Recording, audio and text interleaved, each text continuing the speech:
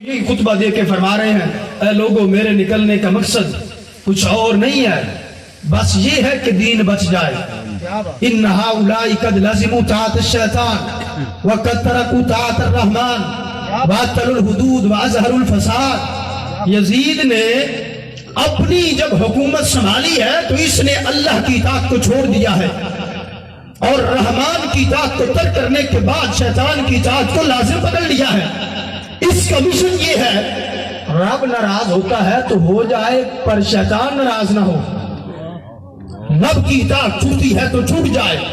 پر شیطان کی اطاعت میں کمی نہ آئے، شیطان کی اطاعت میں کوتاہی نہ آئے، شیطان کی اطاعت میں ذرا سستی نہ آئے۔ حضرت امام حسین رضی اللہ تعالیٰ عنہ آپ فرماتے ہیں یہ شیطان کی اطاعت میں تو سستی نہیں کرتا،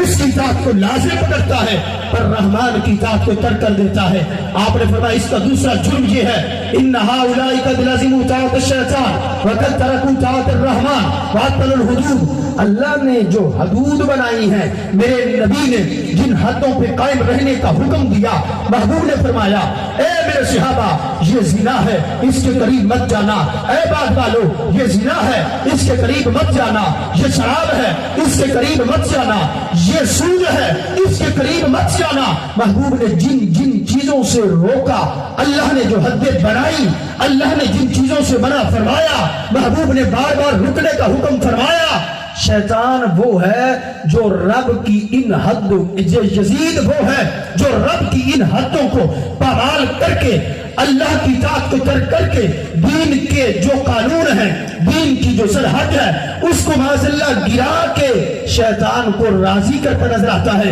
حضرت امام حسین رضی اللہ تعالیٰ عنہ جب یہ انداز کو دیکھتے ہیں، جب یہ جواب پڑھتے ہیں، اس کا یہ کلام سنتے ہیں، اس کا یہ مشن دیکھتے ہیں، اس کے حواریوں کی یہ گفتگو سنتے ہیں، دین کا جو ہے وہ نقصان کر رہا ہے، اسلام کی حدوں کو جو پامال کر رہا ہے، زمین میں جو فساد پھیلا رہا ہے۔ اب اصحاب رسول محبوب علیہ السلام کے بالخصوص عظیم نواسے حضرت امام حسین جب اس انداز کو دیکھتے ہیں، یزید کے ان جرموں کو دیکھتے ہیں، آپ فرماتے ہیں لوگوں پھر میرے سامنے میرے نانا جان کا وہ فرمان ہے کہ میرے نانا جان نے فرمایا ایسا بادشاہ آ جائے جو اتنا ظالم ہو، دین کی حدوں کو پامال کرے، دین پہ حملہ آور ہو، دین کے جو تقاضے ہیں اس کو صحیح پورا نہ کرے، زمین کے اندر فساد پھیلائے اور ظلم کا بازار قائم کر دے، تو میرے نبی کا فرمان ہے جس کے پاس قوت ہو ہاتھ سے روکنے کی، اگر وہ ہاتھ سے نہیں روکے گا، جس کے پاس قوت ہو زبان سے روکنے کی، پھر وہ زبان سے بھی نہیں روکے گا،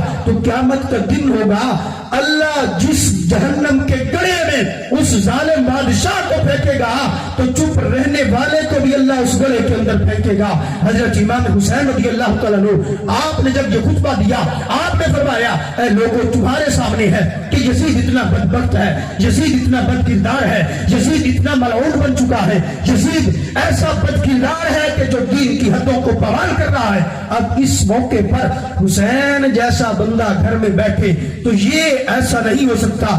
میرا حق زیادہ بنتا ہے کہ میں اپنے نانا جان کے دین کو بچانے کے لیے قدم بڑھاؤں، میں اپنے نانا جان کے دین کو بچانے کے لیے کوفہ میں جاؤں، میں اپنے نانا جان کے دین کو بچانے کے لیے کربلا میں جاؤں۔ حضرت امام حسین رضی اللہ تعالیٰ عنہ جب نکلتے ہیں، مشن عظیم ہے، کردار عظیم ہے، مقصد عظیم ہے، آپ نکلتے ہیں، راستے میں روکنے والے بھی ہیں، راستے میں سمجھانے والے بھی ہیں، اے امام حسین تنہا ہو، چند افراد آپ کے ساتھ ہیں، آگے زخم ہیں، تیروں کے ہیں، تلواروں کے ہیں، حتیٰ کہ آگے موت ہے۔ تو حضرت امام حسین کہتی ہیں اے لوگوں مجھے پیچھے ہٹانے کے لیے آفا بالموت تخوفنی، اے بعد میں آنے والوں، اے میرے پاس آ کر مجھے سمجھانے والوں، تم کہتے ہو آگے موت ہے، آفا بالموت تخوفنی، فرمایا مجھے ڈرانے کے لیے یہ صرف چھوٹی سی موت ہی لائے ہو؟